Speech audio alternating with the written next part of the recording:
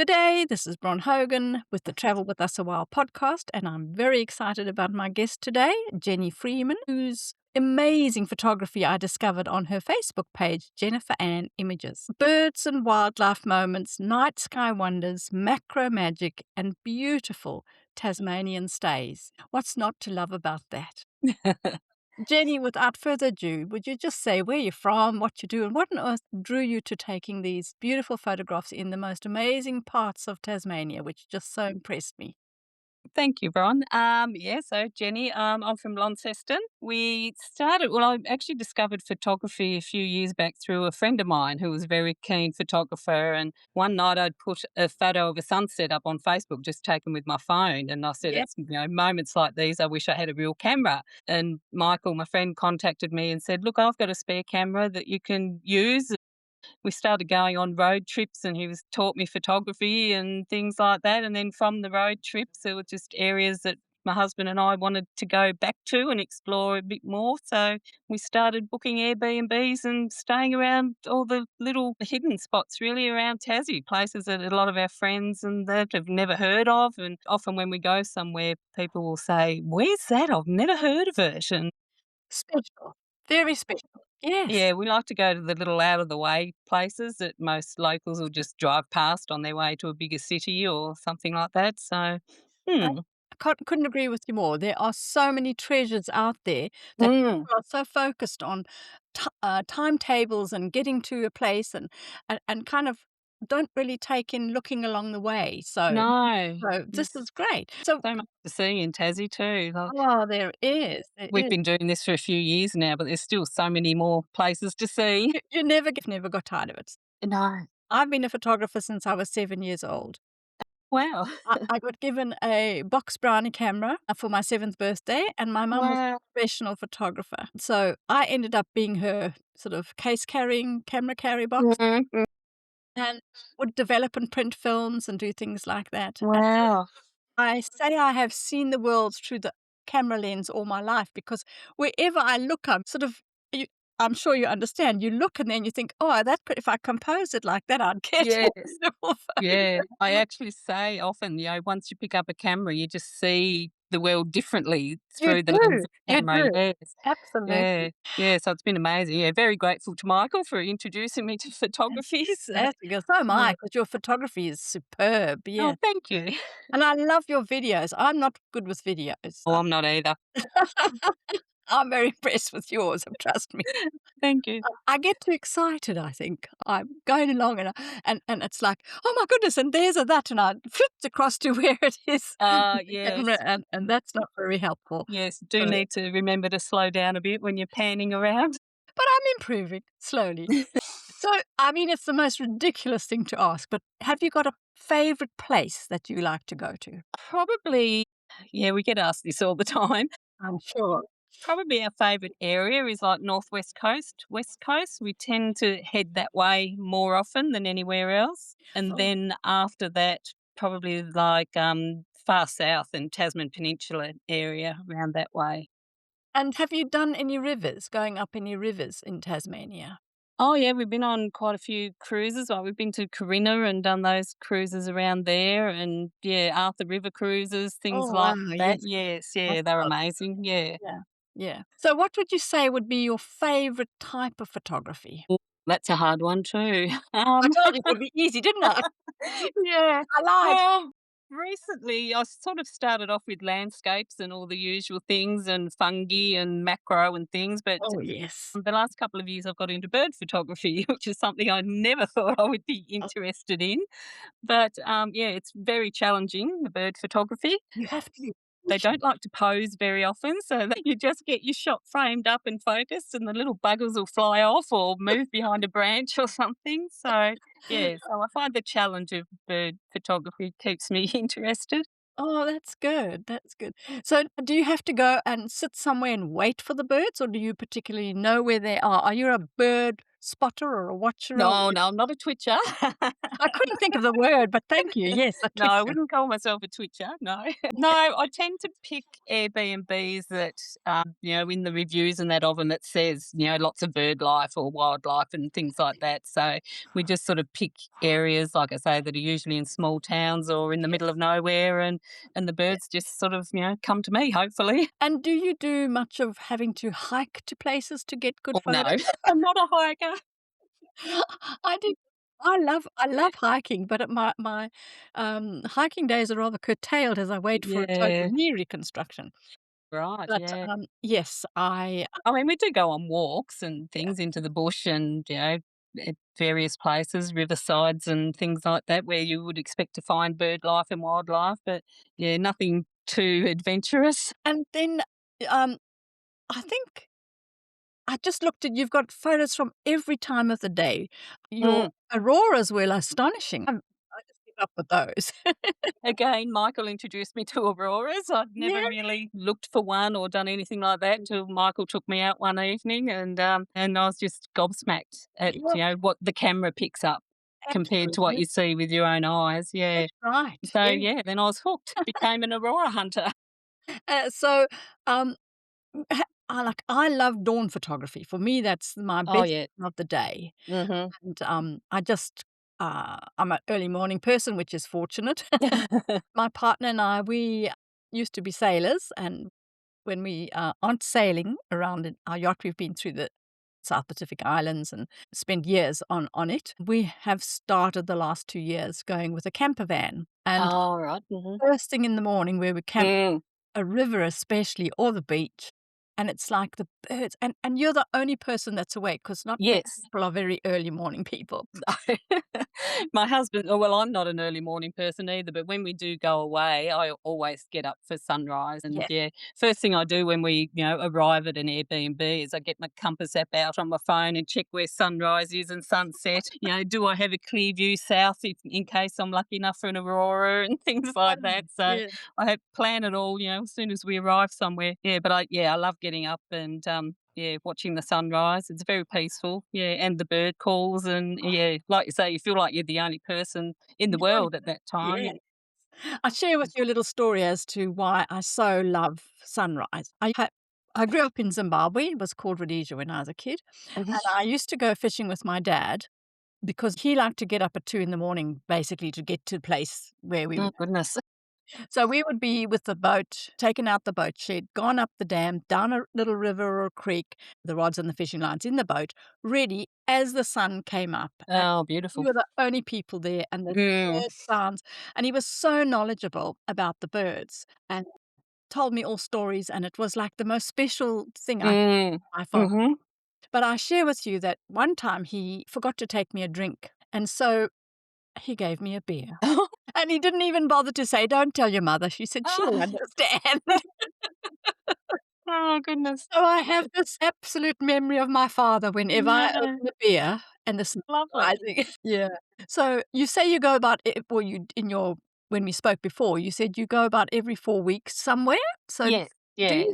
you base that on the weather or on what? No, no, we've had some horrible weather events when we've been at places, so no, no, I just yeah, we sort of pick a date and then I'll go on Airbnb and we either think of, "Oh, well, this is an area that we love going to," or "This is an area we've never been to before." So Mhm. we just sort of pick an area and then I'll go on Airbnb and find somewhere to stay. And yeah, so it's usually somewhere with a water view or a mountain view or in the middle of the bush. So I know there'll be lots of bird life and wildlife and things like that. So yeah, we sort of pick places based on me taking photos, to be honest. But it's also about the stay as well and exploring the areas. Absolutely. And we like supporting local businesses in the areas and things. Exactly. I think that's very special. So, Mm. my partner is a keen fisherman, and so we often go to places where you can catch fish. So there's water, whether Yep. it's inland or on the beaches and that. And what I mean, I enjoy fishing. I have fun, but, once I've caught a fish or if fish aren't biting, I've had enough. I want to go and see what's around. And Yeah. I fossick around in the bush or on the beaches and just so enjoy nature. And Yes. Yeah. it's, so Does your man take photographs at all or not really? No, he doesn't. No, he carries my gear. I love that. I love that. Supportive. Yes, he drags along. He'll go off for a walk somewhere while I've, stopped taking photos of birds or fungi or an unusual flower I've found or something. And he'll go off ahead and go for a walk and, leave me in the middle of the bush on my own. I love that. Well, I think we're very both very fortunate to have partners like that because Mm. my man, when we first met, we've only been together for about 12, 13 years. When we first met, I think he would say, Why are you photographing that leaf, Yes, that stone, or that this?" yes, And now he comes home from golf and he's got a leaf or a feather. You're just going to love this. yes, yeah. No, he'll sort of think, why are you photographing that tree? And I say, but look at the bark patterns or the colour of the bark or whatever. Yeah. So he's learning. Fantastic. So, have you ever made photo books? No, but one of my girlfriends, Donna, who's actually Michael's wife, she presented me with a photo book for as a present, a couple of years ago, and it brought me to tears actually, going back Well, through and looking at the photos and how she'd presented it and everything. It was wonderful. so I know that our listeners can't see this, but Ken and I travel nearly full time. And so every time we go somewhere, I make a photo book All right. of our trip and Mm-hmm. what we did. And it's more my hobby because I just am so enamored with photography and desktop publishing and that sort of thing. It just Yeah. turns me Mm-hmm. on. And we have been doing this, so I've got about 30 books right here, so because it's been a while. We have people come visit us because we belong to an organization called servas.org, and that's an international organization that you can be a traveler or a host. If you're a host, then you get people who are traveling from Australia or around the world come and stay with you for 2 nights, or you go and stay with them when you're traveling around the world. Oh. You put a profile up on your Servas page, and it says these are your interests: photography, travel, Mm-hmm. these people, and sailing. And so we often get people who come to us because they think, oh, we'll have something in common because they Yeah. sail and we sail. And so they come and visit us, and we take out the books, just a few, just to show them places we've been because they've also been or are Mm-hmm. going there. And it's amazing. We look at, and Ken and I think, forgotten about that. Yes, yeah. It's I good guess for to do. me, it's probably my albums on my my Facebook page This is is my photo book, I guess, yeah, 'cause I put sort of, lots of things into albums and name them up of the area that we went to or the Airbnb that we stayed at or so organized, so so that's, organized. very similar method. I have you ever been to Flinders Island? No, I'm not a big fan of flying, and the thought of getting in one of those little planes isn't something that really. It's magnificent because 'cause you're low and my mother-in-law Yeah. It absolutely looks beautiful. she absolutely hates flying, and there's a little plane that goes from Bridport to Lady Baron, which is Mhm. on the island, and, she was as nervous as anything, but she felt absolutely fine because she was so distracted by the Yeah, yeah, beauty that they that's true. fly over, and there's also a way you can go by ferry. Oh, okay. So just putting it out there because my goodness, I'd love to see your photos of there. Yeah, I've seen photos of there. Yeah, it looks beautiful. Yeah. Yeah. So, and when Ken first took me there, because he grew up on that island, I went to the first beach and took photos, do my usual thing, go completely mad. Yeah. And I just sitting there taking it in and thinking, "Oh my goodness, this is amazing." And he said, "Oh, come on, we have to go now." I said, "But we've only just got here." He said, "Oh, Yeah. actually, there's 149 more beaches to see." Oh, goodness. We've been back many years. It's just the most incredible place. But Um, I'm often asked, "What's your favorite place?" And basically, wherever I am at the moment will do. yeah, that's a good answer. Yeah, because we often get asked that too, and it's really hard question, really hard one to answer, and Yes. especially because we pick places based on like nature and photo opportunities and things like that, whereas Things that other people resonate. they might be wanting to go on a shopping spree or Yes, something. So the places we stay aren't really for the people that want to do those sorts of things. So yes. it's really hard to give recommendations of places. Yes, it is. It's really difficult because I think it depends what turns a person on. Mm. I took some of my teenage grandchildren around parts of Tassie, and I was just blown away by their interactions with the natural part of it and the places we took, and I thought, "Oh, yes, they related to me." Yeah, yeah, actually, we went on a family trip to Corinna, Oh, and, yes. our children, Tyler and Heath, they're grown now and everything, and, Tyler's partner was with us, and they were sort of complaining when we said that, there's no Wi-Fi or anything. They're like, "Oh, what are we gonna do?" and everything, but they loved it, we're playing darts and all this sort of stuff in the sort of a public area around Corinna there where the cabins are, and, they really enjoyed it, so, mm. I had Good a to unplug sometimes. I had a guest on my podcast a short while ago, and she had only ever flown from one city to another city and then done whatever she'd gone to do there. And they decided they were going to do something different, and they flew to Melbourne and got a camper van, which they had to learn all Oh, yeah. about it, Mhm. 2 young kids. It was mind-blowing, the transformation, because Mm. they they were talking about, "Why, it's so massive," and I'm thinking, "That's not even the outback, you know?" Yeah. And then she was so astonished in a camping place where they needed an extra long hose because theirs wouldn't fit. And a man just popped by and said, "Oh, I see you're struggling. Would you like to borrow mine?" And she said by the end of it, they realized that that way of travel, you meet people, Yes, you do. and it's just a uplifting, fabulous way to travel. I base the podcast on those situations where at the end of the day you gather around, as you said, an area where you play darts or Mm, that, mm.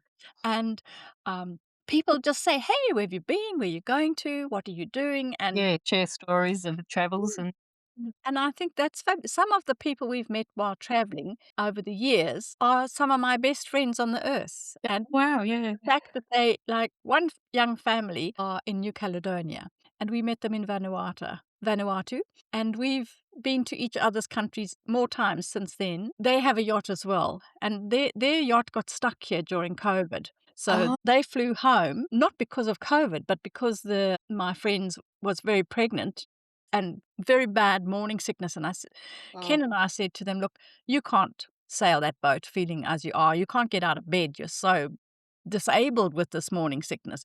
Said, we'll take the boat back for you as soon as the hurricane season's finished, and all you have to do is pay the fuel to get there and our air flights to Brisbane because we have a little bomb of a car there." And so they said, "Oh, that's good."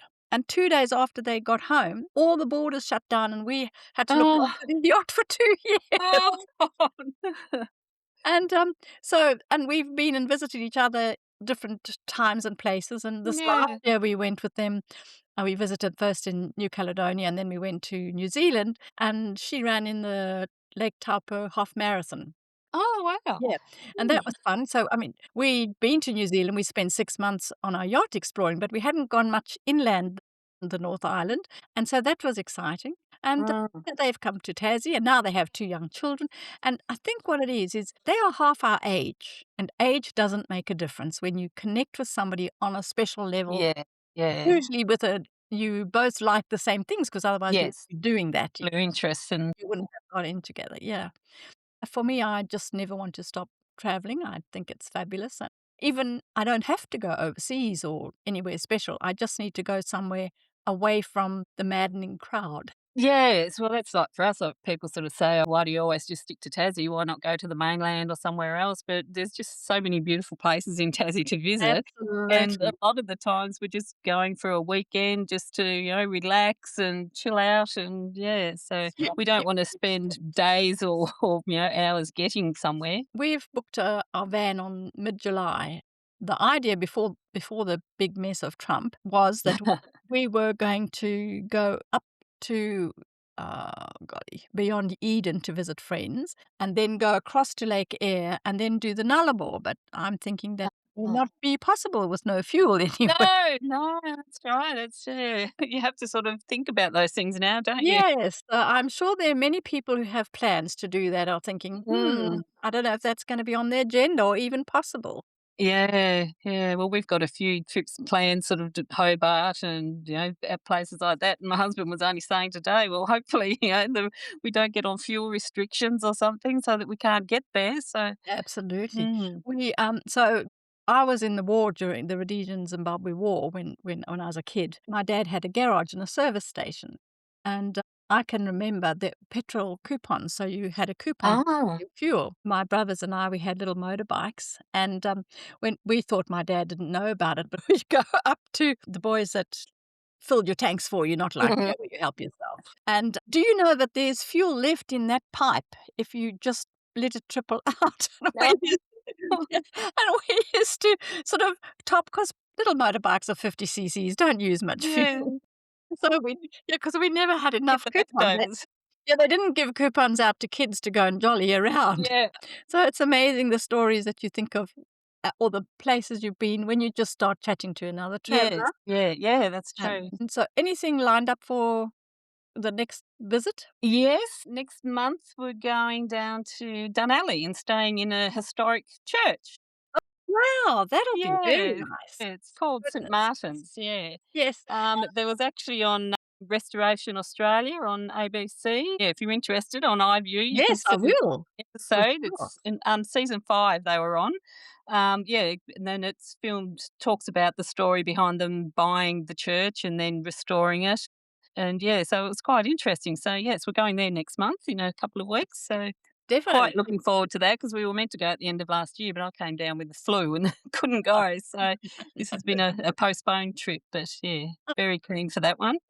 And they've done a really nice renovation. It's, very well done. And there's quite a few churches that are Airbnbs, but inside them, they don't really look like churches anymore. Yeah, but this one, yeah, it's very original and everything. So, yeah, so looking forward to that next month. I really look forward to your photographs of that. Yes. Have you got any tips for anybody when they're traveling? That would be I always like to have a tip or 2 from people. No, we don't really have plans when we go somewhere. We I just, love like it. I say, we find the area and then we get up in the morning after I've done my sunrise photos and then we just think, well, where will we go? And we just find a road and we go and see where we end up usually. Just Perfect. travel around the areas and like I said, we like to support the local vineyards and distilleries and things like Now that. we're on So the same wavelength. yeah, so And my goodness, doesn't Tassie have lots of them? yes, Gosh, yeah, certainly. absolutely. And they're all I've never been to one where I thought all of them, they just think, "Yep, I'd like to come back here." They're good. Yes, yeah. The wine is good, the food is good, the service is good, and people are fun, yeah. Yeah, well, we stayed at an Airbnb in Lower Barrington about 2 years ago, I think, and there was a vineyard over the road. Oh, And I goodness. was Googling it to see whether they did, sales and things like that. And the host came over to introduce herself, and I said to her, I'm just Googling the vineyard over the road to see if I can buy some of their wine and try. And she said, oh, they're coming over for dinner tonight. She said, if you let me know what you want, I'll get them to bring you over a couple of bottles. That night, there's a knock on the door, and the owner of the vineyard was Devil's Gate Vineyard. I'll give him a little plug. Why not? Why Ray was standing at the door with my wine and a little tapped thing for me to pay it on, and yeah. And now, whenever we're in that area, the Barrington area, or just driving past or whatever, I yes. send him a text and I say, "Can I get half a dozen bottles?" And we'd call in and we, usually standing there having a chat. They've got a beautiful spot in Lower Barrington with a Yes. beautiful view of the Lake Barrington and that, wedge-tailed eagles flying past Oh, all the time and things. So, yeah, so we often called in to get the wine and end up staying for a chat. And yeah, so I sort of think of him as my regular wine guy now. as you would. And it's Yeah. just such a simple thing that and just to be so accommodating. Yeah, yeah, and, like, sometimes I've messaged him and said, "We're coming through on such and such a day, we'll be home," and he'll say, "Oh, no, we won't, but I'll leave the box out for you and just pay me later," that sort of thing, so, yeah. So beautiful. Isn't that lovely? Goodness. I've really enjoyed this, Jenny. It's been great. And you are just the sort of person I love to listen to because you have just fun. You go out there and enjoy yourself and meet people, support the locals, promote Yeah. with your photography all the beautiful places in Tassie. What's not to like about what you do? Thank you. We've Thank had some you very scary stays too, mind you. I'd like to know about them. Oh, we stayed at, Claude Road, in June 2022, long weekend. Yes. And they had this freak wind weather event, winds of 170 k's, gusts 200 Wow. k. Yeah, and the place we stayed, there was about 9 cabins there, and one of them had their roof ripped off, and which landed on my car, damaged my car. Oh It my was golly. horrific. It was terrifying. I didn't sleep at all. I sat on a chair in the doorway, 'cause thinking, "Well, that's the strongest part of the building," and everything. Very It sensible. was Yes. terrifying, and the destruction that we saw the next morning when it was all over, it was big trees just ripped up by the roots and things. It was so scary, and because Oh, we couldn't get out because all the roads were blocked. We were boy. told we could be there for 3 days with no way to get out, but the SES did a fabulous job and cleared the roads later that afternoon. Yeah, we couldn't pack the car quick enough and get out and Oh, go back goodness. home. So you could still use your car even though it had a bit of roof falling Yes, on it was all just dents and scratches and things like that, yeah. it. Fixable, fixable. Yes, yeah. Yeah. But that Um, was an event that I don't want to experience again. The sound of the wind, it was like nothing. I don't think I'll ever forget the sound of the wind. It was just like rolling loud thunder. oh It was god. very scary. So I had a podcast guest who is a Dennis Hardman, I think his name is, and he was telling about he tried 3 times to get to photograph this amazing peak in Tasmania, and he said his friend that was with him decided he would go back to the camp because he just wasn't coping very well with the wind.